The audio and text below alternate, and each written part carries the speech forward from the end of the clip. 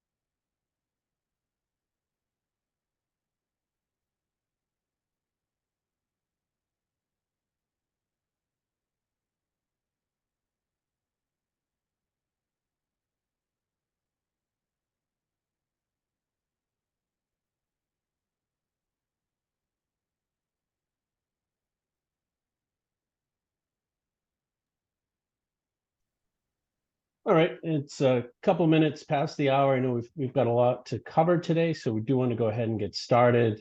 This webinar is being recorded, so in the event somebody joins us late, they can always watch the recording at a later time. First of all, I want to thank everyone for joining us for the December 23 Partner Webinar. This is Jamie Leupold, the Director of Channel Sales and Alliances here at PreVeil. Joining me this month is Sam Krebs, our Channel Sales Manager, and Greg LaRoche, our VP of Product. What we'll be covering this month is a quick summit recap. So many of you participated in the PreVeil CMMC Summit from last month. We'll be going just a quick recap over that.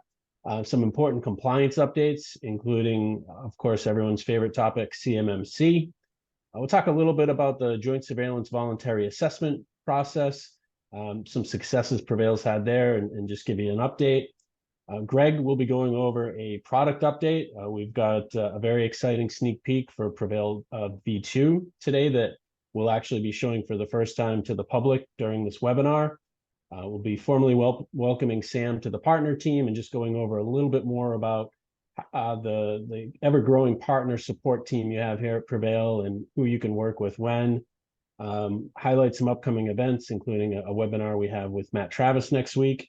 And we'll finish up with any questions. So if you do have questions, feel free to use the Q&A capabilities in Zoom or chat and send your questions in. So just to sum up our CMMC Summit, we had really a fantastic event. I know we've had this is 2,300 registrants. We've actually had over 3,000 now since post-event, because we've also had folks signing up that weren't able to attend during the time. But we had over 1,400 people actually attend the event live.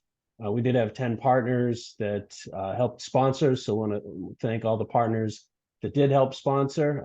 I think everyone found it quite valuable. There was an average of 84 visitors to the sponsors booths, and a lot of great conversations had. I know I got a lot of good feedback from the partners that did participate in this. If it's something that you want to look into participating in next year, please feel free to reach out directly to Orly, and I'm sure we'll be putting the word out as we get closer. We do this typically in Q3, Q4, so get some time to prepare, but I'm sure it'll be even bigger and better next year as CMMC is more progressed in rulemaking, and if anything, might even be out by then. So that brings us to the important compliance updates. I'll start with CMMC. Most of you have probably already heard, but in case anybody isn't following it quite as closely as we are, the great news here is that CMMC has passed all internal government hurdles. The last step was clearing OIRA. That has been cleared. We know that's been cleared. All the documentation has been cleared. We are literally now just waiting for it to actually be published in the Federal Register. That's when it then becomes public. That opens up the comment period. If you really want to track it by the minute, you can consistently refresh that URL there, federalregister.gov/public-inspection/current. That will actually give you a 1-day advance notice before it's actually published. They even call it tomorrow's documents today. So otherwise, keep checking here. You'll hear plenty from PreVeil once that is published. We'll be putting out blogs, we'll be putting out webinars and a lot of content. We're anxiously awaiting this, like a lot of folks that are on this call, I'm sure. So, we are expecting it any day. Spoiler alert, doesn't look like it'll be tomorrow. I checked that URL before we jumped on. But hopefully, within the next week, 2 weeks, certainly I would think before the holidays, we will see it published in the Federal Register. Once it is published, that opens up the public comment period. That's a mandatory 60-day comment period. Then we just wait for the DoD to adjudicate all of the comments. That could take 3 months. It could take significantly longer. Really, it's anyone's guess at that point. Most of the folks in industry that I've been speaking with expect we'll start CMMC appearing either in contracts or at least finalized somewhere between the end of 24 and early 25. If you're watching, this recording at some future time, that very well could have changed, but that's just based on industry information at this time. Along with that, we are hearing a lot of people ask questions now about NIST 800-171 Rev 3. That was released last month, and that in public comment period. So they're moving a little bit quicker than CMMC. The public comment period for 800-171 will be closing in January. According to NIST, they're expecting a spring 24 final release for 800-171 Rev 3. Now, what does that mean? As far as DFARS 7012 and CMMC, it's really to be determined. CMMC could continue to work with 800-171 Rev 2. We're waiting to see how that shakes out. They could slowly adopt 800-171 Rev 3. The DoD could put out a waiver. We're really all waiting on, how that's going to take shape and form. And until that information is finalized, the best thing I can say is stick with 800-171 Rev 2, because the way that DFARS is constructed today is it is based on the version of NIST 800-171 when the contract is awarded. So if your customers are on 3 to 5 year contracts, safe to say they'll be on Rev 2 for the foreseeable future, and that's what we're recommending. And then there's also potential impacts based on the new FAR CUI rule that could extend certainly the 800-171 beyond DoD. So more to come on that as well. Switching gears just a little bit to the Joint Surveillance Voluntary Assessment Program. For folks that aren't quite familiar with what this is currently the official, and I want to say CMMC, even though it's technically not a full CMMC assessment, it's as close as you'll get to an official CMMC assessment today. These are being led by authorized C3PAOs, and they are assisted by DIBCAC. We haven't yet seen it in the final rule, but all indications are if you successfully pass a joint surveillance voluntary assessment, that will carry over to an official CMMC certification once the rule is final. Again, that's what DoD has indicated. That's what the Cyber AB has indicated. It's not yet been published as a final rule. So we're just going off, best guess at this point. What's exciting is that PreVeil has had a few companies actually go through this process. We've got a couple that are in progress, and we're excited to say that we've had one successfully pass a joint surveillance voluntary assessment with a perfect 110 out of 110 score. They've got a letter from their C3PAO stating that if DoD allows them, this will turn into a CMMC level 2 certification upon rulemaking and everything being finalized. But that was fantastic news. We're very excited to see that. We do have a case study available. Sam can get that over to you if that's something you want to take a look at. We do have other customers that are going through the process, but we do have the one, that has been finalized. And there haven't been a lot of these to date. Overall, in the entire div ecosystem, I think there's still somewhere under 50. So very excited, to be one of the first to go through that process. If you do have any customers that are going through this process or going through a similar assessment with a C-through-BAO or a DIBCAC high assessment, please do reach out to us. We've got a staffed compliance team here that will assist. We've got updated supporting documentations, including our latest FedRAMP attestation letter that just came out that gave us, a perfect score as far as FedRAMP attestation, along with other supporting documents, our body of evidence, our shared responsibility matrix internally. So if you do have, any customers that are thinking about going through JSVA or a similar DIBCAC assessment or just a gap assessment, with a C-through-BAO or other party, please do reach out to us and we'll be more than happy to provide you, as much support as needed. Obviously, it's in our best interest, that our customers are very successful as they go through this process, and we want to make our partners look good as well. All right, at this point, I'd like to turn it over to our VP of Product, Greg LaRoche. He's got some exciting product updates and demos to show you. So, Greg, please take it away. All right, thanks, Jamie. And welcome everyone to the call. I have 3 new features. One of them has been out for a little bit, but we get a lot of questions on it, so I want to show it again, just so people are familiar with it. And then lastly, a sneak peek at the next generation of our user interface. So let us share screen and go. Is anyone else sharing a screen? No. All right. Is that working? Good. All right, let's start out with the first feature I want to talk about. And this is, a lot of you are probably familiar with our Outlook add-in and our Outlook integration. And it's a way we can provide a PreVeil mailbox right inside of Outlook. And that's been around for a long time. We also have this add-in that adds this cool banner that lets a user know when things are encrypted or not encrypted. If they go into their PreVeil mailbox, they can see that these are encrypted messages. They go back to the regular commercial mailbox, they can see they're not. And so we just released a pretty cool new feature that we're calling keyword-based auto encryption. And what does that mean? It's a lot of words. Basically, it means if I start off in the wrong mailbox by accident, I'm in my commercial mailbox and I hit new email and I'm creating an unencrypted message and I don't notice that for whatever reason. I have this huge banner, but I didn't see it. So, but I'm going to type, includes CUI in my subject line. And now notice I haven't even addressed it to anyone. And as Greg, soon any as it chance you could picks up, make that just a little bit bigger? It's a is little it too small. small?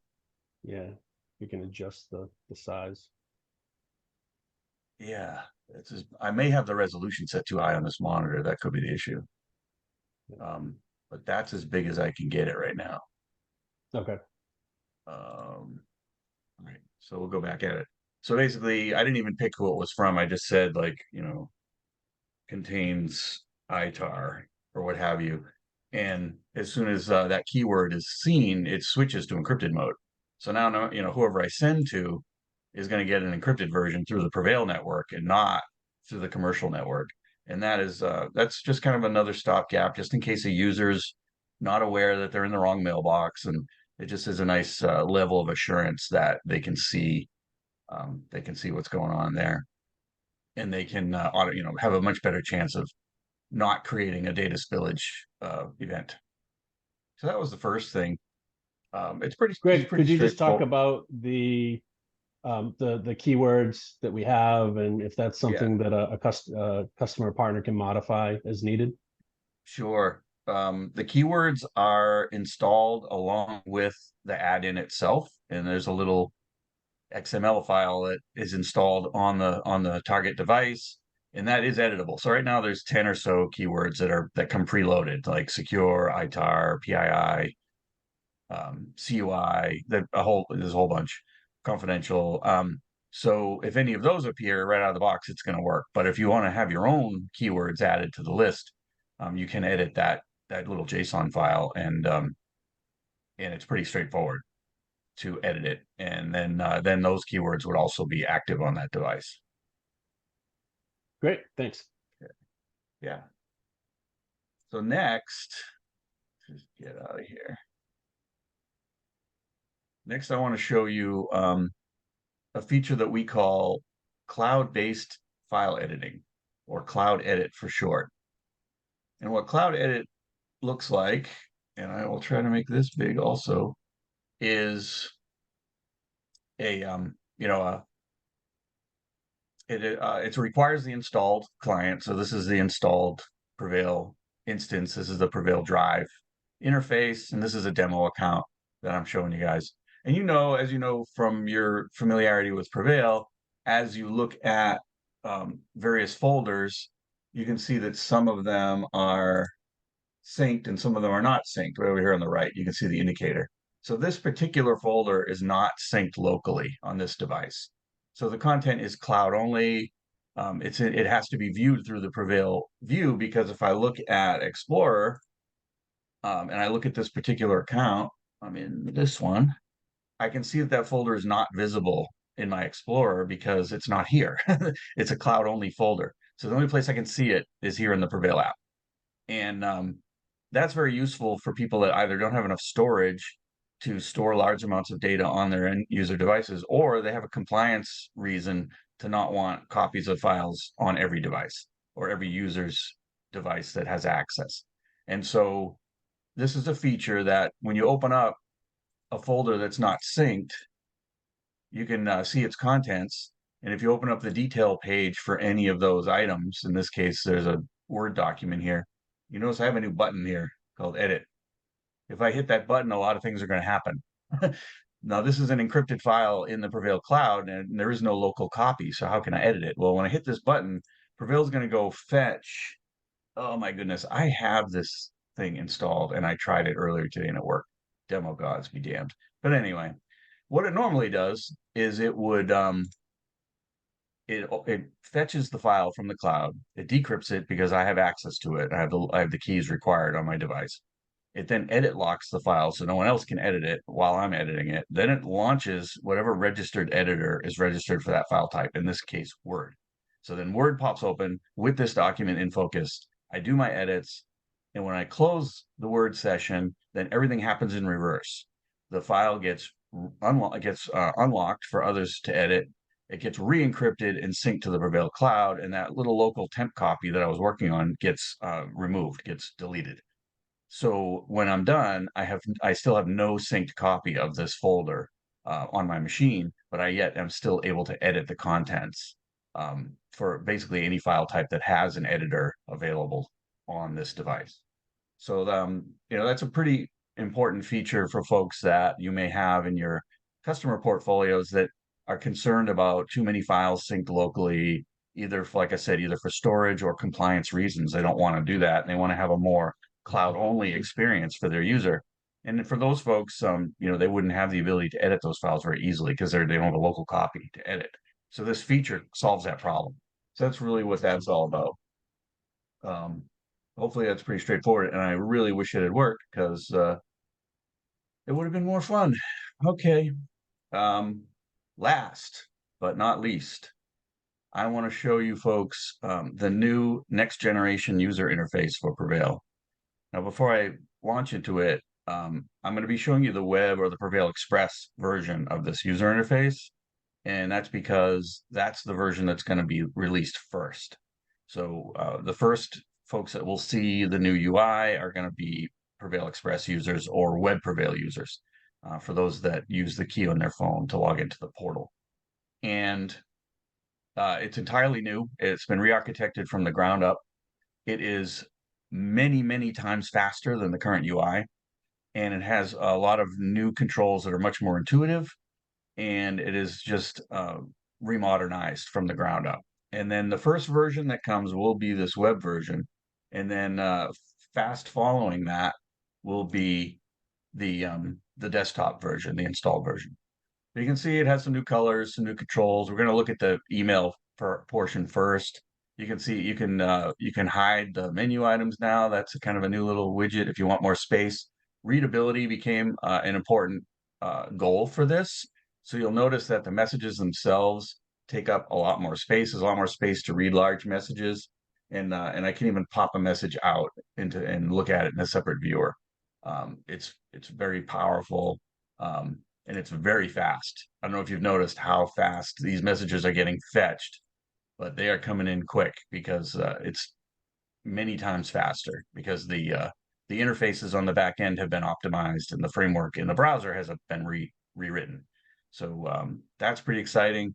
Um, on the drive side, there's a lot more changes than email, but the email view and the email editor and the compose window have all been optimized. Like I can maximize the compose window now, where I couldn't do that before, and really, take my time seeing a large email, and I can view it that way. So that's a few highlights. On the drive side, there's a lot of exciting changes. For example, the details page that is going to pop out when you want to look at the details for any object. Um, Now it's a side window that has all the sharing information on it. It's much faster, much more responsive. Um, it views better on mobile devices because it has a lot more web responsiveness built in. Here you can do all the things you would do in the details page, but you can also have other controls right alongside, sharing, moving. So, if you pop open the share interface, it's all going to be part of this same interface now that slides out from the side. You can share and do things. Some of this drive functionality is not implemented yet, so I can't show it to you, but the email part is all up and working. So some of the drive functionality is being cut in as we speak. And we expect this interface to be put onto the web.preveil.com portal um, in the January timeframe, by the end of January. That's the current schedule. Getting through quality assurance testing and all the things that we have to do, and completing the drive functionality that we talked about. And then, like I said, a number of weeks after that, we will have the desktop version, which will use the same user interface, but it'll have the additional functionality that the desktop brings you, like email integration and file explorer integration, and some of the other advanced features that come with the desktop will also be implemented in the new UI. But we're pretty excited about this. It's much just easier to find things, easier to use, and so much faster, which was really a big goal for us. So hopefully folks are excited about it as well, and look forward to seeing it. We're going to be doing a lot of communication about it in the coming weeks in terms of getting users ready. There's a what's new page that'll be published on our support portal that goes through all the new functionality and what has changed, and with little videos that if people are interested in how something looks in the new user interface, there'll be resources there for that. We're also going to do some communication to get the installed base ready for the change, and then we'll be making that change. There won't be the ability to switch back and forth between the UIs.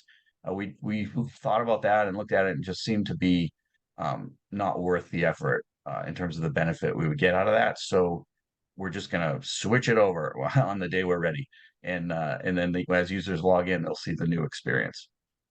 So we're pretty excited about that. But that's really what I wanted to show today. Those 3 items. With that, I'll hand it back to Jamie. Thank you. Thanks, Greg. And we've got a lot of good questions coming in, but I think maybe just a couple that would be helpful to answer now is, one question was about, is auto update available today? Maybe just talk about how somebody can access that if they wanted to today. Auto update specific to the PreVeil desktop, or maybe the add-ins? Sorry. The cloud editing. Well, cloud editing is live. It's out there. So if you hit the button, it's in production. So if you hit the button, it came out in 4.22. So if you're on, and the current version on the website is 4.23.2. So we're already version beyond the version that included it. So everyone that has auto update capability should have the new version and should have the feature. Now, if for some reason you missed the update, then you can go to our website and just pull the latest version down and install it, and it has the feature. And they will have to install a free Microsoft utility, correct? Yeah, that's the thing you saw pop up when I tried to use it. And I do have the utility installed, but something happened. It got deleted or something, somehow went sideways on me. Because that's a utility that tells us when files are opened or closed. And we need that to react for the logic to react correctly on Windows. On Macintosh, it works without it.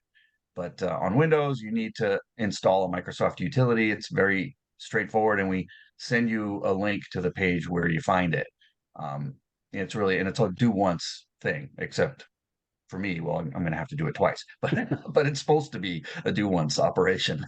So Yeah, that's and over time, I think we're trying to look at alternatives so that we don't have to use that utility. But for now, we're not allowed to distribute it, so we can't install it for you. You have to go get it yourself because of the license. But it's a free utility; anyone can use it, but we're not allowed to distribute it as a software vendor. So you have to go fetch it and install it. And your thanks. IT administrator could do this for your users if you had IT support and the ability to install patches or software onto endpoints, then you could use that mechanism to install this thing too, if you don't want users doing it by hand. Perfect. Yeah. So I think just to summarize there, Cloud Edit is available today. Does require you to install a free Microsoft utility. Purely for licensing reasons, we can't distribute that. But once you install it one time, you're good to go, and then you can start using Cloud Edit. Greg, a lot of questions came in about auto encrypt, but I'll maybe give you some time to review those, and you can formulate your answers while we finish up with the rest of this presentation. So Okay, yeah, very thanks. exciting product updates. Really, V2 looks fantastic, and I've used Cloud Edit quite a bit, and it's never failed me on a demo. I guess I could have gotten that going, but that's okay. So just want to kind of highlight the ever-growing partner team. As many of you know, I was kind of the person in charge of partnerships for a very long time here at PreVeil over my previous 6 years. But we've expanded that. I'm sure many of you are familiar with working with your local account executive, both for demos and pricing and quotes, things like that. And that will continue to be the case as far as working with your local account executives. But do want to welcome Sam Krebs to the team as our new channel sales manager. Sam, maybe just a quick intro of yourself and Yeah, thanks, Jamie, and thanks to everyone else for joining today's webinar. My name is Sam Krebs. I'm the new channel sales manager, as Jamie had just mentioned. I've actually been with PreVeil now for a little bit, over a year. Previously, I was working with our SDRs and managing that team. But now as the channel sales manager, I'll be working closely with our partners. If anyone has any partner questions, they need any marketing materials, feel free to reach out to me whenever you'd like. I know I've spoken with a few of our partners recently, and I believe at the end of this presentation, my email will be made available as well. So never hesitate to reach out if you have any questions or concerns. I'm always happy to address those, and always happy to jump on a Zoom if needed. thanks, Sam. Yeah, and as Sam alluded to, he's kind of your general partner contact. So if you have you need help with marketing, just general questions about your partnership, reach directly out to Sam. What that's allowing me to do is really spend more of my time and focus more of my efforts specifically around compliance, getting involved deeply with compliance conversations with our partners, with our customers. I still have overall ownership for our channel program. But Sam's going to take a lot of the sales and marketing piece off of my plate and really allow me to get into the compliance weeds, which we know is going to be extremely important here in 2024 with both our partners and customers. And then, of course, you've still got your existing account executive relationships that you'll continue to work with. And many of you have probably worked with our customer success team. They help support renewals and expansions for our customers and working through our partners. If you do have any other questions about this, feel free to reach out to Sam and or myself, and our contact info will be available at the end of this. Oops. And just want to highlight a really important upcoming event. We'll have a webinar with Matt Travis, CEO of the Cyber AB. That'll be exactly a week from today, so next Thursday. Also at 1 p.m. Eastern time. You can just go directly to preveil.com, register. It's in our top banner right now. So you can go ahead and get registered for that, get the latest. Hopefully we'll have a CMMC release in the Federal Register by then, and Matt will have a lot to talk about. But if not, he does get, some inside scoop that the rest of us aren't privy to, just because he's in such close contact with DoD. So hopefully we'll have some new nuggets he can share if we don't have the final rule, but fingers crossed we've got the proposed final rule by then. So that's really, what we had to share here this month. Again, a lot of exciting product updates, a lot of exciting compliance updates coming, and as soon as that final rule does get published, we'll be putting out blogs. We've got blogs ready to go, and I'm sure we'll have a lot of events coming up as well. There's our contact info if you need to get in touch with us for any reason. And otherwise, we'll open it up to questions. I know we've had a few questions come in. Greg, I know a lot of these kind of were related to the auto encrypt. So if you want to maybe take a couple of those, just talk about that. I'll look through, see if we have any other new ones. Yeah, I typed a couple of responses in line as well for the folks that asked the questions. But yeah, in general, there were some specific questions about the capability of the keyword based auto encrypt behavior. And just to make that as clear as I can, that feature does require the Outlook add-in be installed in addition to our Outlook mailbox integration, which is part of our native capabilities. So, and then that Outlook add-in requires and is limited by what's available to us in the Microsoft add-in framework for Outlook. So that allows us to access the forms within the Outlook message editor. So when you do a compose, it allows us to see what's in the subject line and things like that. So that's why right now the auto encrypt feature is limited to the contents of the subject line of a message. So it's not going to react to destination of a message. It's not going to react to like the recipient of the message. It's going to look in the subject line for the keywords. And if any of them are present, it'll switch modes. Now, of course, there's a mode switch button on the actual compose window. They can switch it anytime they want, or there's the big banner telling them what's going on as well, so they can notice that it's not encrypted and switch it themselves. There's a lot of ways they can encourage a correct outcome. The auto encrypt keyword feature is really meant as a helper, right? And the other question we got was related to, can the keywords be extended or edited? And like we said earlier, there is a local file that's installed with the add-in, like a resource file that can be edited. So right now it's on a device, it's installed with the add-in. So the ways to edit it would be, one, you edit it machine by machine, or two, you push it out to desktops through some administrative tool that can modify files on your endpoints. And either way could work to modify that file and add or remove keywords as needed. It's just a simple XML file. So that's a little more color on the add-in behavior for keyword-based auto encrypt. Thanks, Greg. Let's see, any other questions? We've been answering some questions live, so feel free just to look to see if your question gets answered. We did have a question come up about out of the folks that have passed the joint surveillance assessments, were any using MSPs, MSSPs as part of their IT or security programs? I can say that certainly there have been. I've known of a few, not necessarily our customers, but just folks that I talk to within the industry.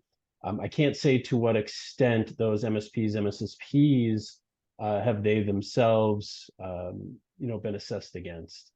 They are assessing OSCs under the current version of the CAP, the current public version of the CAP, the CMMC assessment process. But yeah, I can't say to what extent MSPs or MSSPs have actually themselves been assessed as part of the customer security boundary.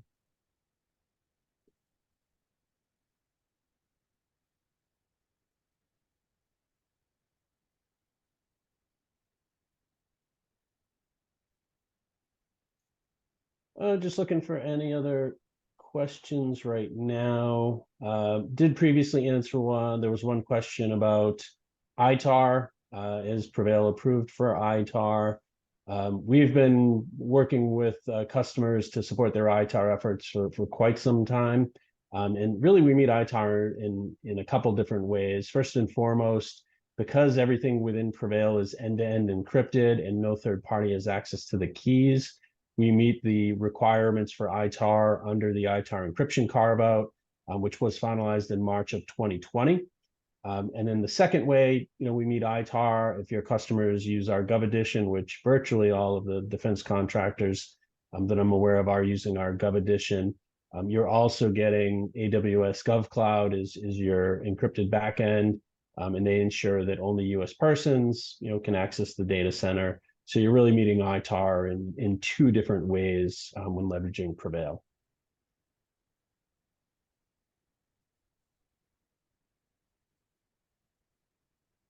Let's see if we have any other questions. I think we answered those.